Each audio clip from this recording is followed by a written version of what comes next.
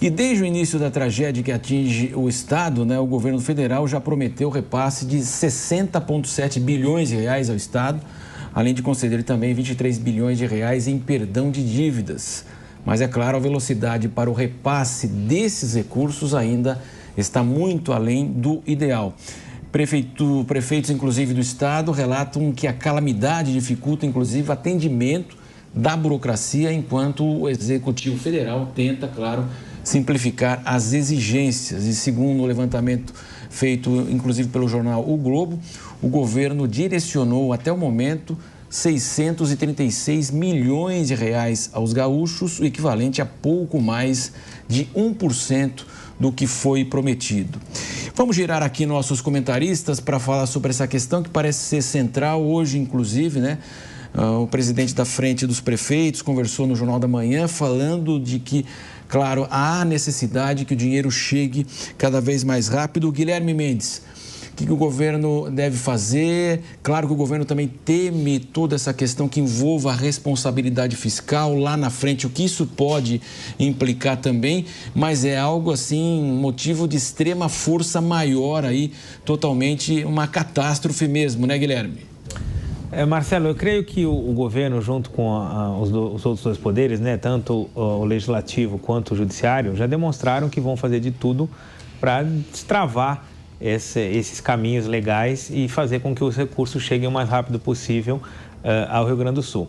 No entanto, eu acho que a gente não pode cair na armadilha simplista de achar que simplesmente liberar a verba e fazê-la chegar ao governo do estado ou então diretamente ainda que as pessoas vai resolver o problema.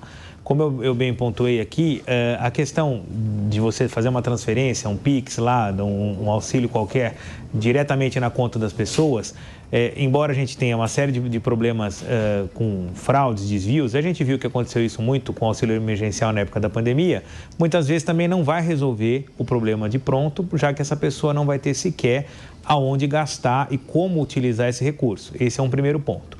E o segundo ponto diz respeito à articulação do governo do Rio Grande do Sul. O governo federal está muito distante no que diz respeito ao conhecimento da real situação e das necessidades de cada uma das cidades. Como a gente tem visto, não é uma situação que é igual a todos os municípios. Tem municípios que estão sofrendo efeitos colaterais com a tragédia, mas que propriamente não estão com o seu dia a dia totalmente paralisado, porque estavam em regiões altas, regiões que não foram alagadas, e eles estão tendo dificuldades o quê? Com abastecimento, com o dia a dia das escolas, com a chegada de insumos hospitalares. São dificuldades de outra natureza daqueles que estão simplesmente com a água tomando as suas casas. Agora, quem vai dizer quem precisa, quanto precisa, em que necessidade e urgência precisa, é o governo gaúcho. Quem conhece a realidade do povo gaúcho e de todos os seus quase 400 municípios é o governo do estado. Então, é importante que o governo do Rio Grande do Sul apresente, não só para os seus cidadãos e para os munícipes de todas as suas cidades, mas, sobretudo, também para o restante do país que quer colaborar e para o governo federal, um plano. Eu volto a bater nesse ponto. Qual é o plano de ação? Eu não me lembro e não vi o governador vir a público e dizer, olha, vamos tratar cidades com tantas mil pessoas, ou essas cidades são prioritárias, ou essas regiões dentro de determinadas cidades são prioritárias, nós vamos receber o dinheiro e esse dinheiro vai ser gasto prioritariamente nisso, naquilo ou naquilo outro. Eu não vi nada disso. Então, me parece que há, sim, um pedido de recursos, só que não está claro aonde esses recursos vão ser utilizados. Eu volto a dizer, o dinheiro é importantíssimo, mas mais importante do que o dinheiro é saber aonde e como ele vai ser utilizado.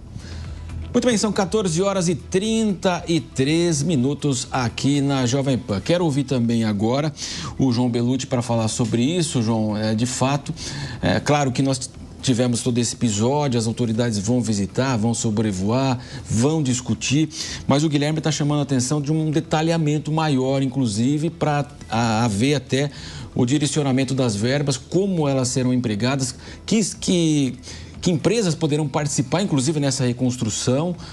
Me parece que a questão dos moradores, colocá-los em local seguro, seria a questão prioritária neste momento, garantia de alimentos para as pessoas, seria por aí. Então, é necessário, de fato, um detalhamento das ações. E, como ele disse, quer dizer, quem conhece o Estado é o governador do Estado do Rio Grande do Sul. Perfeito, Marcelo. O Guilherme tocou nesse ponto que está correto, porque existem muitos discursos. Ontem, né, houve uma espécie de showmício lá para falar disso, né, muito longo. Ontem ou anteontem, não me engano agora, que estavam todas as autoridades com anúncios vagos, né? Não tinha sequer uma apresentação ali na tela para falar o recurso é para esse ponto, para aquele ponto e para aquele. Não tinha essa clareza. E as pessoas estão ali necessitando imediatamente, né? Tanto da ajuda quanto de uma moradia, ainda que provisória, né? Você ficar num alojamento ali por vários dias é uma coisa que, inclusive, deixa você em frangalhos emocional. Então, é muito necessário que seja o quanto antes a questão da alimentação e da moradia. E o governo poderia fazer esses repasses diretos, porque o que tem feito muito são antecipações de benefícios, né? Antecipa o Bolsa Família, antecipa o FGTS. Isso não é benefício nenhum, você está tirando o recurso da própria pessoa, você só está dando um acesso imediato, mas ela vai ficar sem o recurso futuramente. Então, isso não é, na verdade, um benefício, é igual muitos empréstimos que estão sendo anunciados com uma vagueza enorme. Está aqui o empréstimo, mas, na verdade, é um empréstimo. Então, você já está numa situação de guerra e você recebe um empréstimo, é uma corda para terminar de se enforcar. E realmente falta objetividade, falta clareza. E o que a gente vê é que nesse cenário de guerra, se houver uma guerra de fato, a gente realmente está perdido, viu, Marcelo? Mônica, claro que é uma situação totalmente fora, mas muito, muito fora do normal mesmo. A gente falava, há pouco estamos no dia 17 de maio, as águas baixando muito lentamente. Não é aquela coisa que acontece, é algo devastador, mas você consegue depois trabalhar. Logo em seguida chega maquinário, chega o atendimento à população. É uma coisa, de fato, praticamente não é inédito, porque já aconteceu lá em 1941 no próprio estado, mas muito mais forte desta vez. E como também se livrar da burocracia, mas é claro que também, né, não liberou geral, porque senão nós vamos cair também numa possibilidade aí do recurso que a gente paga tanto imposto e ele ser bem utilizado e, é claro, ser direcionado para o Estado nas suas necessidades. Você exatamente tocou num ponto que eu estava preocupada já aqui, porque eu ouvi o Jair falando de redução da burocracia, eu ouvi nós comentando essa questão do excesso de burocracia e longe de mim defender burocracia, porque burocracia gera corrupção, então eu sou totalmente contra, entendo que ela é um grande problema, principalmente no Estado brasileiro, porém, nós não podemos confundir ter menos burocracia com não ter nenhum tipo de controle. O Guilherme está aqui, foi controlador do município, controle é importante e nesse tipo de situação, em grandes catástrofes, essa inclusive é uma catástrofe que eu chamo de longo prazo, porque vão começar a aparecer doenças, vão começar a aparecer coisas, consequência dessa enchente, do alagamento, problemas com safras, mas se não houver controle, se não houver prestação de contas e se não houver punição para os casos onde houve abusos, nós estamos piorando a situação financeira e prolongando ainda mais essa crise que pode se tornar também uma crise financeira. Então é importantíssimo. Menos burocracia, sim, mas com um controle rigoroso e extremamente rígido, inclusive por parte da população. Sérgio Zagarino, daqui a pouco a gente vai manter contato com a Maria Clara Fossati, lá de Porto Alegre. Queria que você concluísse esse tema, Sérgio. Olha, Marcelo, até para quem está em casa conseguir entender melhor. Eu concordo, viu, com o Guilherme, quando ele fala da necessidade de verificar onde vai ser gasto de forma adequada esse dinheiro. E concordo mais ainda quando a Mônica diz que a gente tem que fiscalizar a forma que vai ser gasto esse dinheiro. Afinal de contas, infelizmente, diante de uma última tragédia que vivemos ali depois de março de 2020, que foi a Covid, em quantos municípios desse Brasilzão a gente não viu aí desvio de verba? Então, a gente tem que tomar cuidado e prestar atenção no que vai ser feito. Porém, eu preciso discordar um pouco do meu amigo Guilherme aqui na mesa, porque ele falou muito da responsabilidade do governo do Estado. Quando, na verdade, o que a gente precisa ter é um protocolo nacional, uma lei federal para atender e dizer o seguinte: olha, aconteceu um desastre, não importa qual é o município, em que estado que for.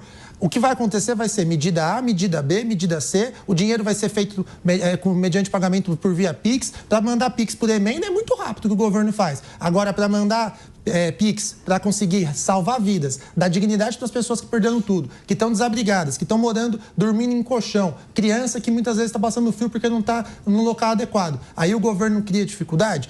Esses prefeitos, e aí, Guilherme, volto a dizer, os prefeitos é que sabem o que precisa ser feito nas cidades dele. O governador do Rio Grande do Sul Ele fez, ele tomou. Semana passada, na sexta-feira passada, ele anunciou umas medidas. Ele liberou lá em torno de 900 milhões de reais, facilitou o 13º do servidor estadual, pegou pessoas que eram da reserva e colocou no patrulhamento para auxiliar, já que tem tanto problema de segurança pública, porque, como pontuou o Marcelo, quando na tragédia a gente vê pessoa ajudando, também tem pessoa furtando, roubando. Então, ele deu esse auxílio. E eu não estou aqui como advogado dele, mas, de fato, o governo do estado do Rio Grande do Sul, ele o fez. Agora, quem não faz as medidas que são necessárias para atender os governos municipais, que são os prefeitos, eu vi na semana passada um prefeito metendo a mão na massa lá, prefeito de cidadezinha pequena.